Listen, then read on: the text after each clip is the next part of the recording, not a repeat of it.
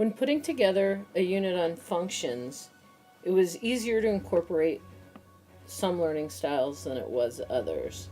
When looking at things like Webb's depth of knowledge, math naturally builds the same way that Webb does. You start with learning the basics, recall, apply skills and concepts, move on to strategic thinking, and then into extended thinking and applying things into the real world.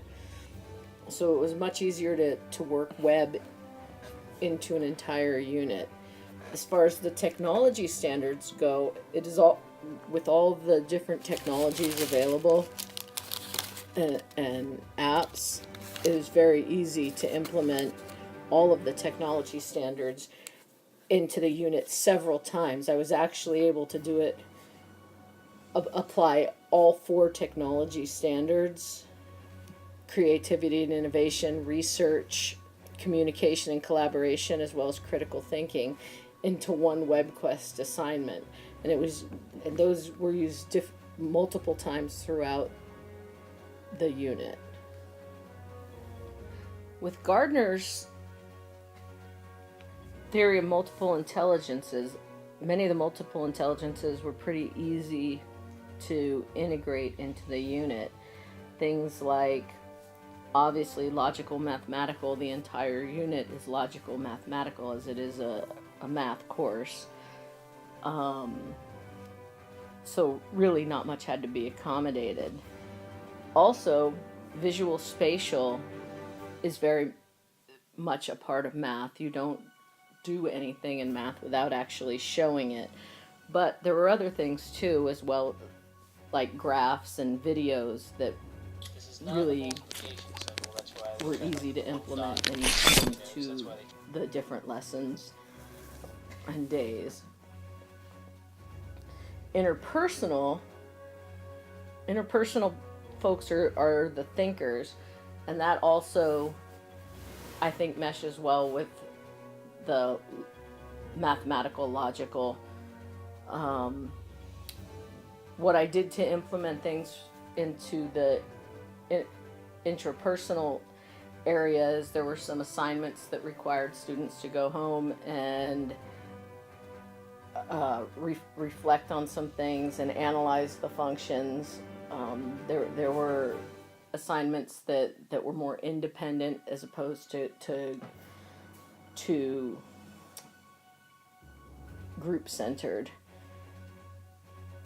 Now, kinesthetic folks, they are people who like to do. They do things. So I found the easiest way to implement any kind of a kinesthetic intelligence was in the WebQuest, because there was so much activity involved.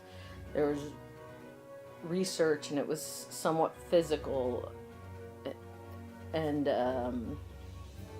interactive.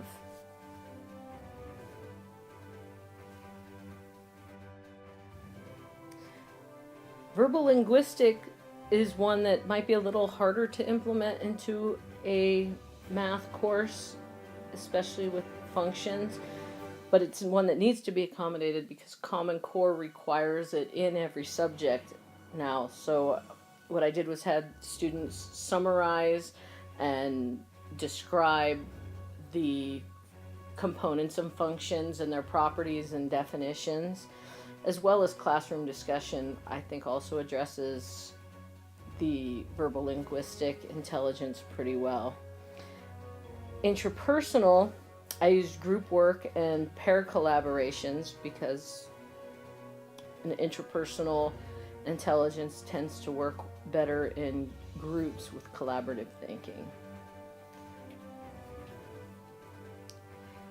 Now, you might think that the naturalist intelligence would be really difficult to implement into a math lesson or unit, but it just so happens that my unit is on functions, and the most famous function, the Fibonacci sequence, is in a way the language of nature. It appears so often in the natural environment that it is nicknamed God's fingerprint. And so it was quite easy to implement a naturalist element into this lesson and several lessons in the unit.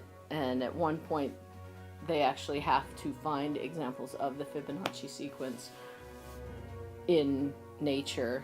For me, the most difficult thing to implement, the most difficult intelligence to implement was music. Now, I let students listen to music during classwork and while they're working on problems in groups, and I do play music in the classroom, but it's hard to really implement into the unit itself. And the only thing I could really think of when it came to functions is that music is in effect a function, in that you input notes and you get out specific sounds, and that was really the best I can come up with as far as implementing it into the lesson itself, although it is always a part of any classroom that I'm in.